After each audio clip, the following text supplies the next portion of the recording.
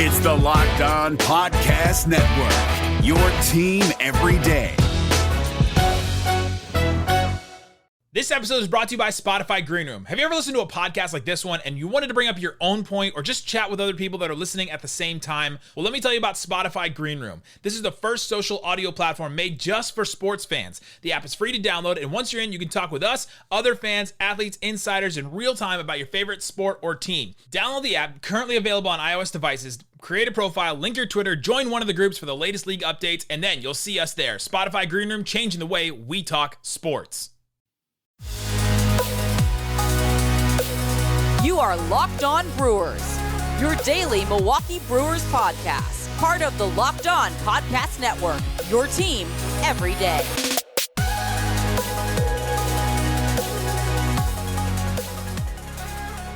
Hey, and welcome back to Locked On Brewers, brought to you by the Locked On Podcast Network, where we talk about your favorite teams every day. I'm your host, Jake Mastriani. You can follow me on Twitter at ShortstopBall. Also, make sure you follow the podcast on Twitter at Locked On Brewers and subscribe to the Locked On Brewers podcast wherever you get your podcast. Appreciate all of these subscriptions, the downloads, the listens. Really do appreciate it all as we continue to stay amongst the top 10 on the Locked On MLB podcast network. So, again, appreciate all of that. Appreciate the support on Twitter at Locked On Brewers. All the retweets, the likes. Again, can't thank you enough for all you do to support me on this channel. And if you are a new listener, just want to remind you that we post new episodes about your Milwaukee Brewers every day of the week, Monday through Friday. And I was on vacation at the end of last week, but did have some podcasts queued up for you, so hopefully you enjoyed those. We had a lot of talk about the upcoming trade deadline last week, so I know a lot of you enjoy those. We'll do another one on Tuesday because the Brewers are off on Monday. So if you do have any trade ideas, suggestions, targets that you want to talk about, make sure that you send those in to Locked On Brewers on Twitter, and make sure that you tag me on there so that I can discuss those on the podcast, as we'll be doing another one of those episodes on Tuesday, as this is the trade deadline week. So it should be a lot of news this week. So again, you're going to want to make sure you hit that subscribe button. Make sure that you follow Locked On Brewers podcast wherever you get your podcast from. Today we'll be recapping the big weekend series win over the Chicago White Sox, despite a disappointing end to the weekend with the loss on Sunday Night Baseball, but still very encouraging weekend for your Milwaukee Brewers. Before we get into that, let me remind you about our Locked On MLB Prospects podcast. If you're the type of baseball fan that can't help but get giddy over prospects, then we have the podcast for you, Locked On MLB Prospects, hosted by minor league play-by-play voice Aram Layton. It is the only daily podcast devoted entirely to the stars of tomorrow. Follow Locked On MLB Prospects on the Odyssey app or wherever you get your podcast. So again, I was on vacation at the end of last week, so I haven't recorded in several days now. I did enjoy a good trip up to Cincinnati with the family. Got to catch a Reds and Cardinals game, which I could have been there the week before when the Brewers were in town, but my first trip to Great American Ballpark, and it was a really fun stadium. Never been there, but it was a really fun stadium to go to. Kids loved it. They had a lot of great stuff for kids inside the stadium that they really enjoyed and loved playing on. But the ballpark itself was really nice. Had some good food there. Got to enjoy some Skyline chili. So it was a really good time there. Really enjoyed it. Really enjoyed getting away with the family. Haven't been able to do that because of all the COVID stuff in a while. So that was a lot of fun. It was a great trip. Of course, anytime I plan a trip, got to make it involving baseball somehow. So I was glad to be able to do that. Obviously did a lot of other stuff and attractions for the kids, but that was the highlight for me, going to Great American Ballpark. My mom, she grew up, she was a huge Reds fan, Cincinnati Reds fan, loved Johnny Bench. So that was really cool to go back and see some of the history there, the players that she enjoyed watching when she was growing up.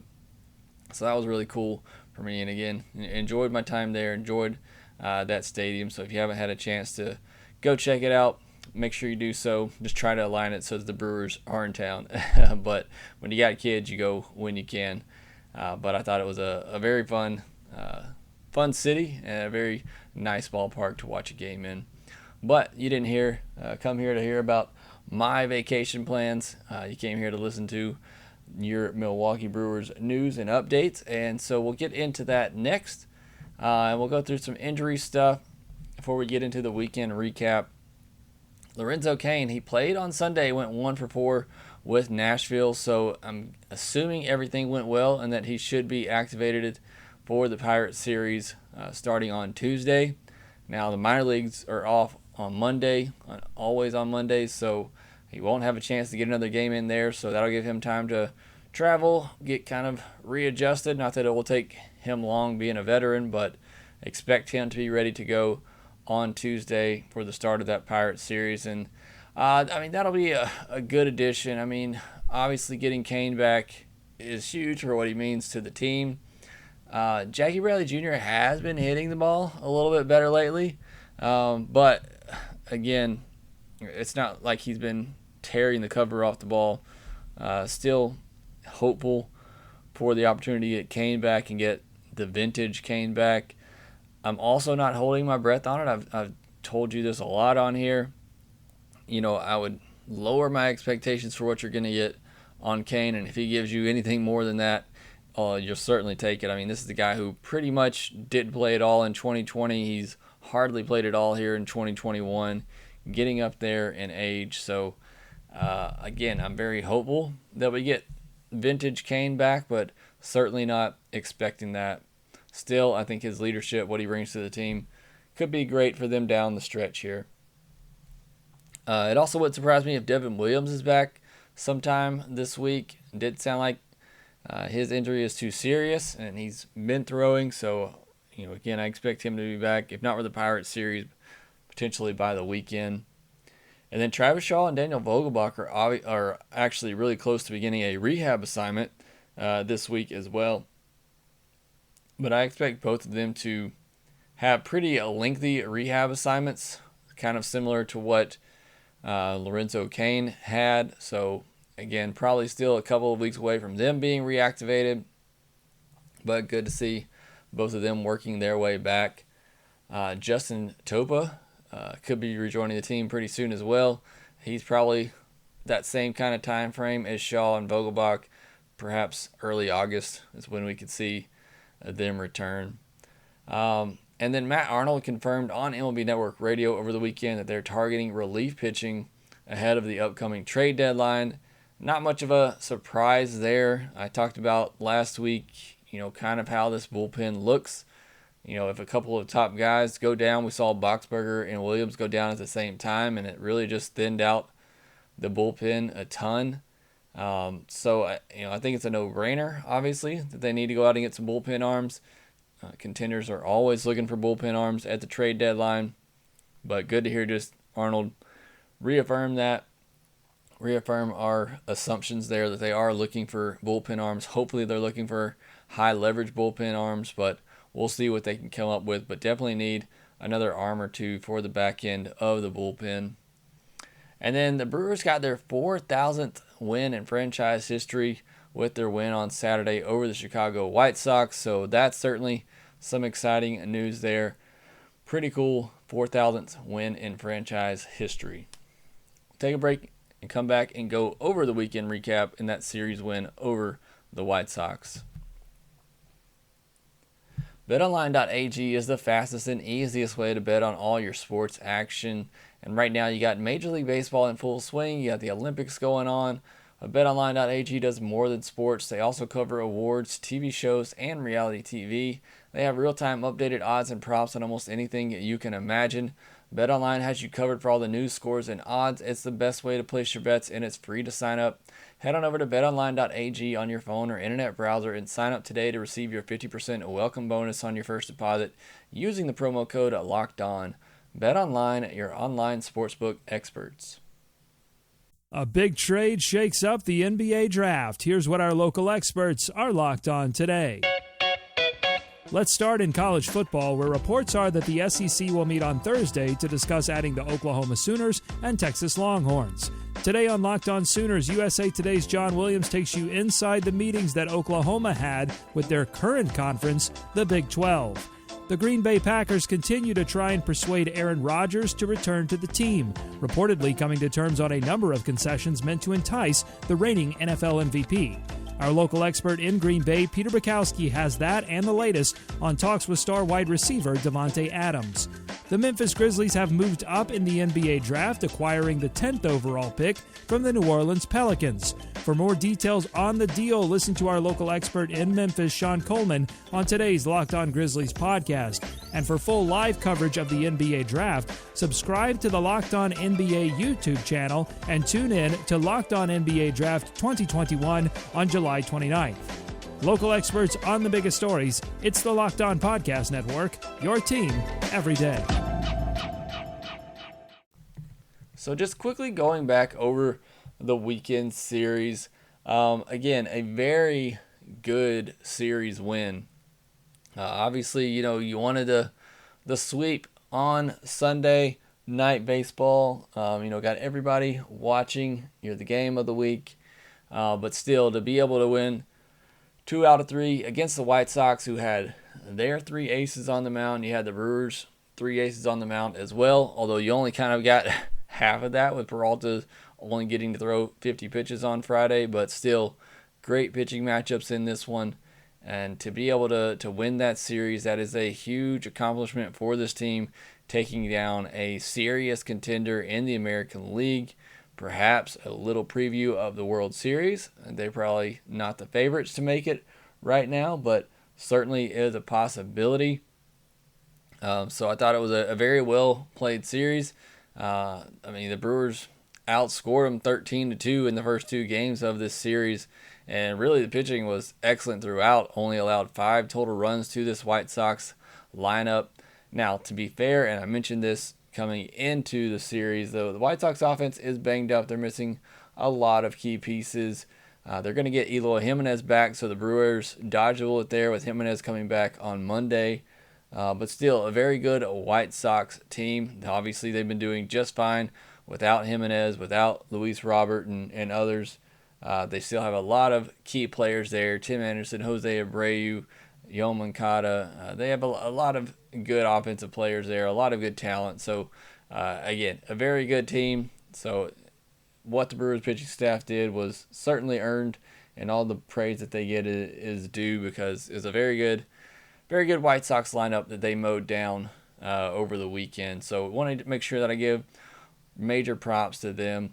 And let's start with Freddie Peralta on Friday. Again, Brewers decided to manage the innings of their young pitchers, especially with all these off days here. You got a chance to kind of spread things out a little bit. But Peralta only goes 4 innings. He throws 50 pitches, allowed just 1 hit and 2 walks with 5 strikeouts in 4 scoreless innings. And then Adrian Hauser backs him up with 2 scoreless. Those 2 combined for 6 innings, 3 hits, 3 walks, no earned runs, and 7 strikeouts. And together they threw just 79 pitches. So pretty good piggyback there. I don't know that Peralta really needs a piggyback. He probably could have, he might have been able to go the distance as nasty as he was. That slider was working on Friday. But really impressive stuff from Peralta and Hauser. It sounds like Hauser is going to piggyback again. Not sure if it'll be after Peralta, but sounds like that will be his role right now going forward. So really, really interesting. I may get into that a little bit more later in the week when I get Vinny back on, but it certainly worked on Friday. Again, those 2 were great. And this game was pretty tight with the Brewers holding just a 1-0 lead going into the 7th. So you needed both of them to be really good. But Milwaukee scored 6 runs in the 7th inning. And it was capped by a grand slam from Tyrone Taylor, who had a huge weekend, and that put that game away. Big home run there. But a great win, great way to kick off the series with the 7-1 victory. On Saturday, big moment in this game in the 5th inning. So the Brewers are up 4-0. And Burns had ran into a little bit of trouble A couple of bloop hits, just some soft hits is what typically seems to happen to Burns. But the White Sox were able to load the bases with nobody out. And again, another little soft hit, kind of nubber back to the mound. Burns tries to go home with it to get the out, and nearly throws the ball away. It hits the umpire, saves the ball from getting thrown away. But the runner was called safe. And for the moment, it was a 4-1 game with nobody out. The bases still loaded, looking like a very dangerous situation for the Brewers. The top of the lineup for the White Sox was creeping up. But then they went to replay and found out that Yoan Moncada did not touch home plate. And that was a huge, huge moment in this game. Can't overstate it enough how big of a moment that was. I mean, we're talking a 4-0 game goes to 4-1 with bases loaded and nobody out. You got to figure the White Sox get at least one more in that to cut the lead in half and put themselves back in the game. Instead, it remains 4-0 with one out. Now, Burns does walk the next batter that comes out, which is kind of understandable. It was a very long delay, so you could understand him being a little cold coming back after that delay. Walked the first batter that he saw, made it 4-1, still one out, and then he gets a strikeout and a fly out to end it without giving up anything else there. So, again, just a really big moment. I mean, that pretty much was the game at that point. It was a 4-1 game, after going to the bottom of the fifth, and then the Brewers scored some more runs late. Really, Rowdy Tellez scored some more runs late, had a couple of home runs, and the home run ball was really going for the Brewers on Saturday. Colton Wong led off the bottom of the first with a home run. Taylor had a home run in this one, and then Tellez had the 2 home runs late to put the game on ice. He had a big weekend as well. Burns threw 98 pitches in 6 innings. Again, he avoided that disaster in the 5th to get the win.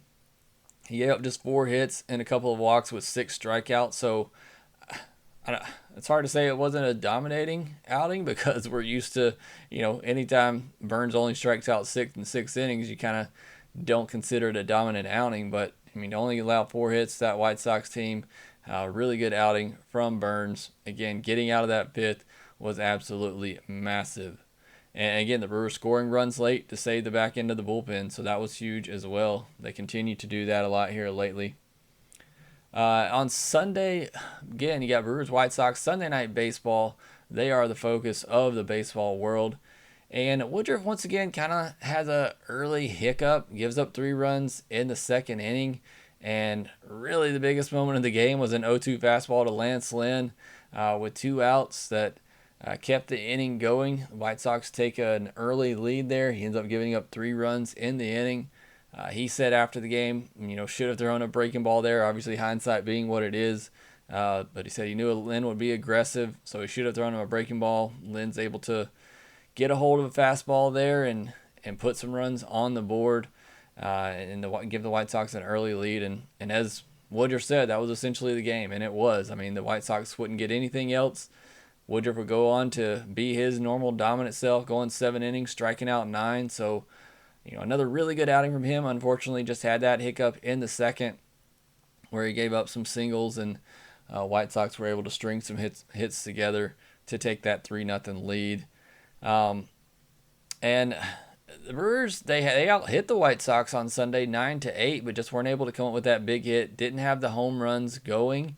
Again, this offense is so much different. Obviously, any offense is so much different when they hit home runs, but weren't able to find that home run ball on Sunday. Went 1 for 7 with runners in scoring position.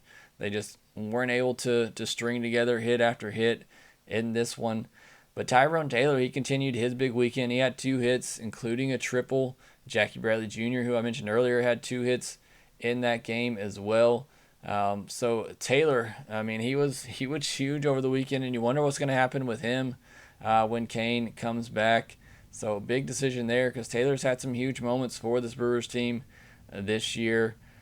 Again, I don't know how I feel about the pitch or innings limit or whatever you want to call it for Freddie Peralta. I understand he hasn't thrown a massive amount of innings in his career, but I worry about shortening him up like that and then trying to build him back up for the postseason, what that kind of does for him. I really hate to mess with him because he's been so good.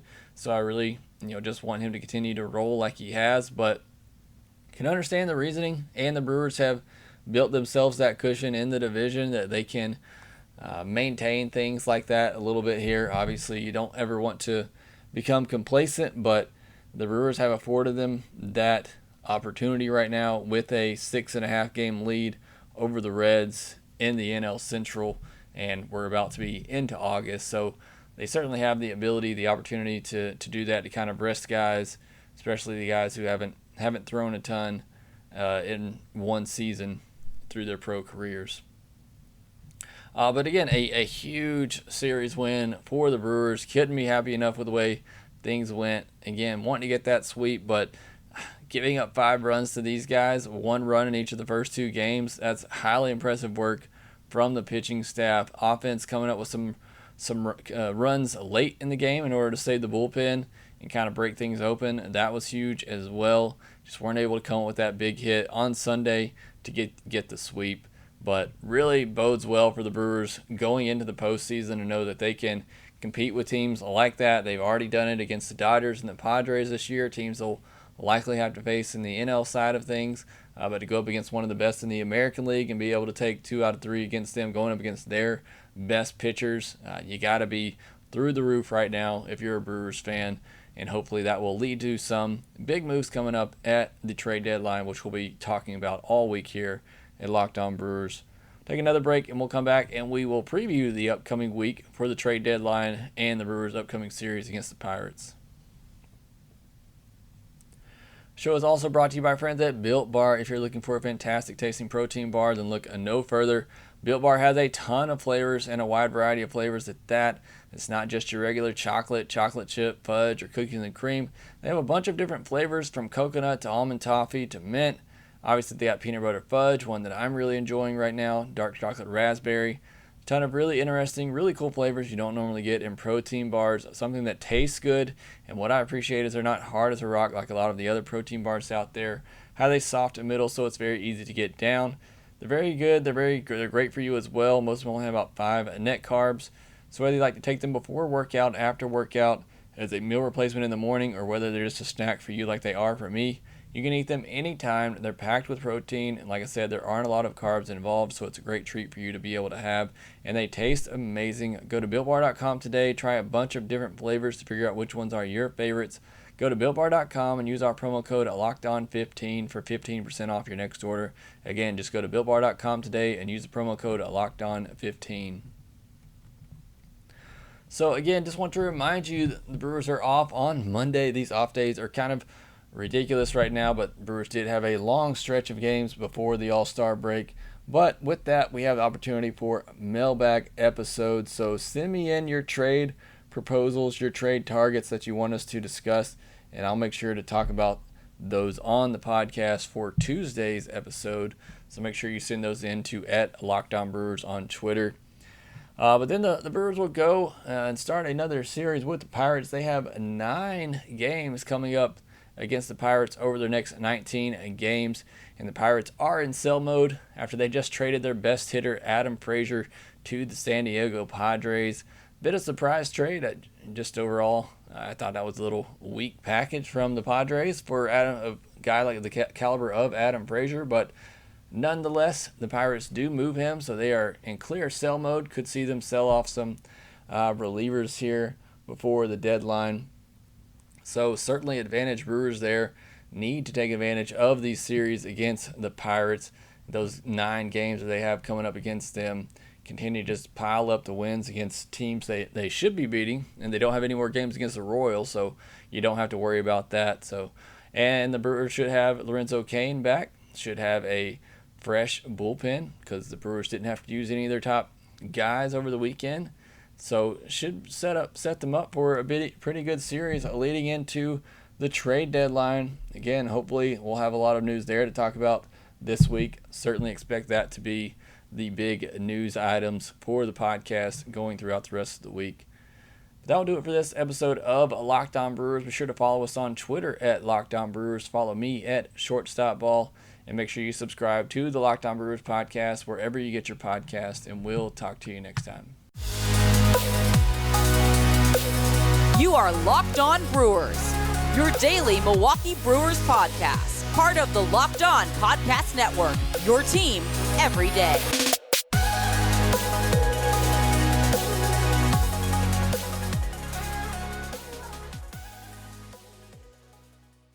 A big trade shakes up the NBA draft. Here's what our local experts are locked on today.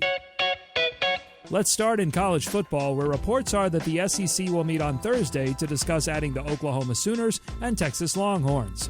Today on Locked On Sooners, USA Today's John Williams takes you inside the meetings that Oklahoma had with their current conference, the Big 12. The Green Bay Packers continue to try and persuade Aaron Rodgers to return to the team, reportedly coming to terms on a number of concessions meant to entice the reigning NFL MVP. Our local expert in Green Bay, Peter Bukowski, has that and the latest on talks with star wide receiver Davante Adams. The Memphis Grizzlies have moved up in the NBA draft, acquiring the 10th overall pick from the New Orleans Pelicans. For more details on the deal, listen to our local expert in Memphis, Sean Coleman, on today's Locked On Grizzlies podcast. And for full live coverage of the NBA draft, subscribe to the Locked On NBA YouTube channel and tune in to Locked On NBA Draft 2021 on July 29th. Local experts on the biggest stories. It's the Locked On Podcast Network, your team every day. This episode is brought to you by Spotify Green Room. Have you ever listened to a podcast like this one and you wanted to bring up your own point or just chat with other people that are listening at the same time? Well, let me tell you about Spotify Green Room. This is the first social audio platform made just for sports fans. The app is free to download, and once you're in, you can talk with us, other fans, athletes, insiders in real time about your favorite sport or team. Download the app, currently available on iOS devices. Create a profile, link your Twitter, join one of the groups for the latest league updates, and then you'll see us there. Spotify Green Room, changing the way we talk sports.